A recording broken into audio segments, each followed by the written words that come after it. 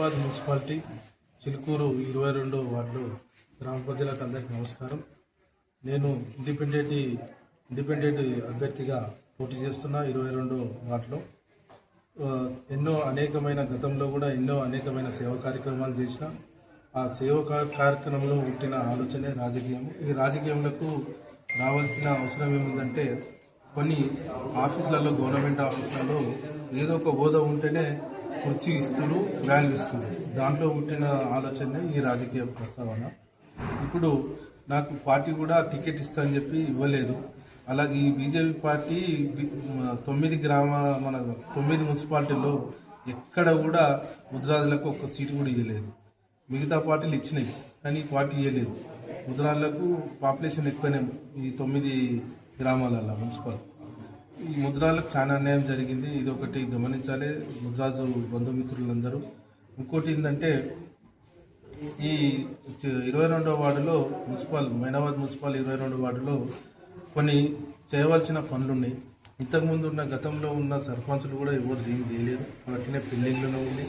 కాకపోతే నేను ఇంతకుముందు చేసిన ఏంటంటే నేను ఎలాంటి హోదా లేకుండానే మన వైకుంఠ రథము మరియు అత్యంత అవసరమైన అంబులెన్సు, పిల్లలకు స్టడీ పరంగా స్కూల్ డ్రెస్సులు, వాళ్ళ యొక్క యూనిఫాము, క్రీడా రంగానికి సంబంధించిన వస్తువులు, మళ్ళీ ఆ స్కూల్లో సీసీ కెమెరాలు, మళ్ళీ ఇంకోటి ఏంటంటే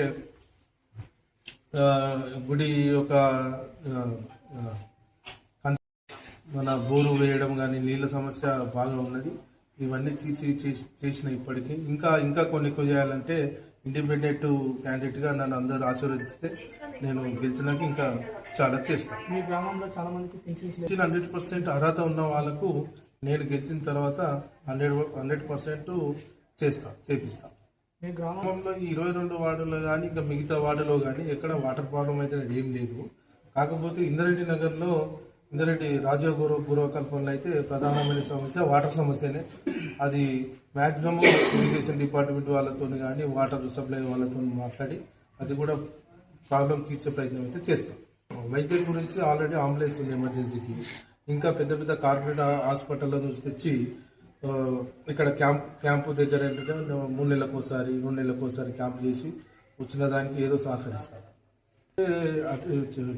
గ్రామ పంచాయతీ ఉన్నప్పుడైతే కొంచెం కట్టడిగా ఉంటుండే, పెద్దలకైనా భయపడుతుంది. మున్సిపల్ వాటర్స్ అంది విచ్చలవిడిగా పిల్లలు 12 గంటల దాకా కూడా తాగి తీర్కం అవుతుంది.